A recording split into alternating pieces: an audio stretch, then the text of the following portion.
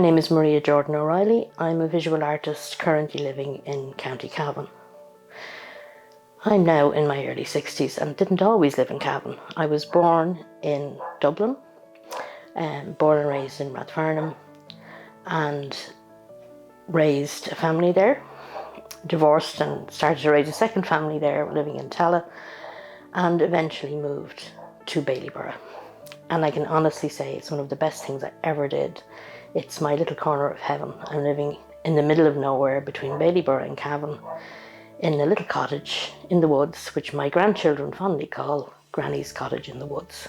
People ask me why I create visual art. Why do I do what I do?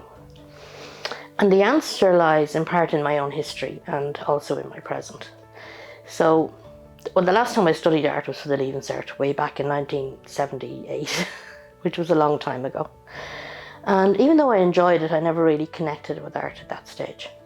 It wasn't until many years later, when my first marriage had broken down and I was going to counselling, that I came back to art by a kind of odd route, I suppose. So I'd spent some sessions with the counsellor who told me, "You're very articulate, but you're not connecting with your emotions. So why don't we try something else?" So she suggested the next session that I get paints and crayons out and use that to express how I was feeling. And that was that light bulb moment for me. Because what I couldn't express verbally, and it was because my brain was going to overdrive and I was overthinking everything, I wasn't allowing the emotions to come to the surface. But through art, through paint and crayons and whatever we happened to use on any particular week, it allowed the emotions an expression that I wasn't capable of giving them when my brain was taking over from my heart. And that is why I create visually. It's to express my history, my story, and my emotions and how I feel. And it's because words just sometimes aren't enough to make that connection. I just wanted to talk a little about the role of art in mental health and taking care of your mental health. And when I speak of art there, I'm talking about all types of artistic expression, whether it's photography or singing or music or dance or visual art, which is while I dabble in the others, this is the one that really helps me to address my own issues. So I find when I am struggling with depression or anxiety, that what really helps me is to release that emotion through my art and my painting. And the curious thing is, I will often release very dark emotions into some of the work I do. And then I share the work with other people. And even though the work itself may not be dark, there's a connection there. It resonates with other people who maybe also have issues around anxiety or depression or just generally feeling down. And it creates a conversation. And suddenly you're there going, I'm not alone in this. I'm not the only person who is feeling that darkness of depression or the stress of that anxiety or that knotted up feeling in my gut. Somebody else also feels that. And just the knowledge that you're not alone, whether it's from the person who creates the art or the person who views the art and has the conversation about it, it really helps when you're looking at issues around mental health. First of all, it brings them into dialogue and into the conversation. And secondly, it allows you a safe space to express them. And when I started expressing these emotions in my art, they weren't anything I showed to other people because I had a certain fear around it. But when I overcame that fear and did allow others to see them, the fear left.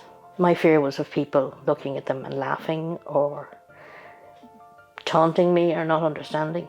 But in fact, it's opened up a whole world of support and acknowledgement that my struggles are real and they're valid and I'm not the only person there. So it's a help to develop kind of a supports around that. And I hope it does it for other people who view my art as well.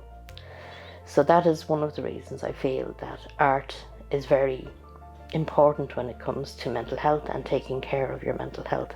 It's one aspect of a lot of little things that you can do to help support yourself.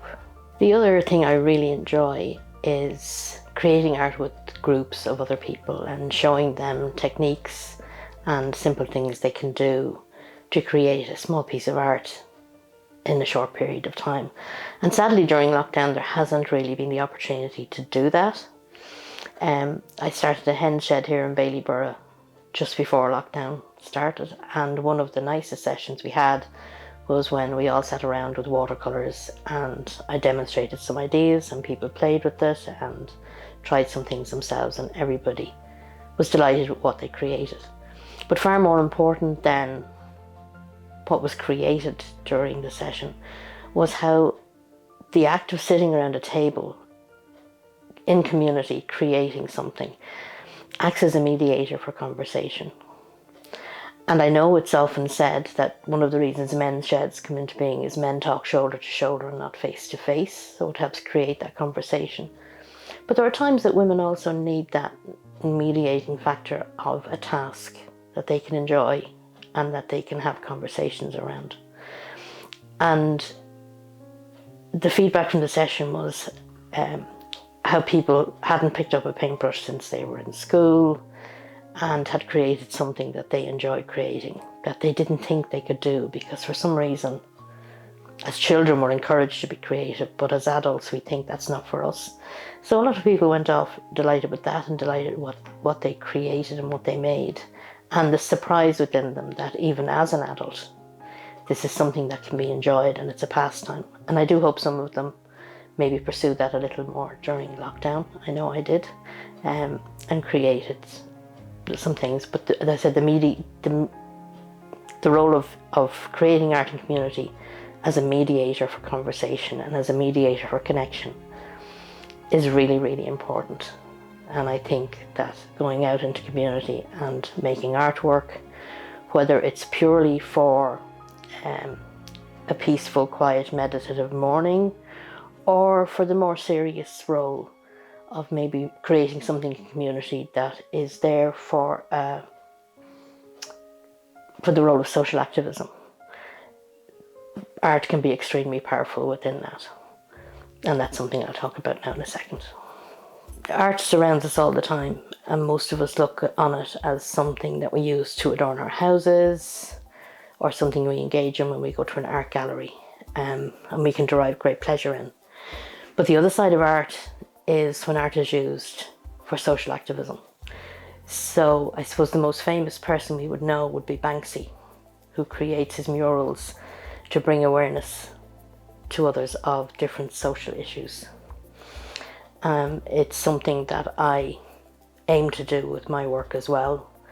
When I have my first solo exhibition, hopefully before the end of the year, some of my pieces will address various issues in Ireland at the moment, such as homelessness, mental health, looking at isolation and depression and things like that. But I do think it's a very powerful way of getting a message across. I think the visual impacts us far more than what we hear a lot of the time. So it's hugely important. I don't really have much more to say about it at the moment. I have a larger project in mind, and hopefully we will do a little piece on that when it comes to fruition. I've recently been drawing a lot of inspiration from the carvings up at Lough Crew, and of course they're evidenced in Newgrange, all over the country, dolmens and stone carvings and Sheila na gigs. And I just find a connection across the eons with the artists who created these, and I wonder why they were created, or what were the thought processes behind the people who created them. Were they created as a form of adoration of a deity? Were they created just for enjoyment or for each other? And one of the biggest connections I think I find is with the divine feminine, which would have been very, very predominant in pre-Christian Ireland. And I think that's something that has been forgotten almost globally, and very sadly. There was a time on Earth when most societies were matriarchal societies, and when the feminine was considered divine because women were seen as the progenitors of life and the beginning of creation. And I think that respect for and reverence of women and of their role in society has been lost. And I think patriarchal religions are at fault to a degree. So I think it's time to reclaim that, reclaim the divine feminine. I did a project many years ago, which was interesting, where I changed some of the Mass liturgy to reflect God as female and not male, and presented it to people to get their reactions to it. And most of them were shocked. And even a priest I read it to was going, I never thought of it that way. And the bottom line is, men are given this image of divinity, which is male, to aspire to. If you like the ultimate role model, man can be a god, but women haven't been given the goddess to aspire to, and we can only aspire to what we know. So I really think it's time to reclaim the goddess and reclaim a more powerful role for women in society. And that's me now off my soapbox with the importance of women in roles of power. I think it's time for change.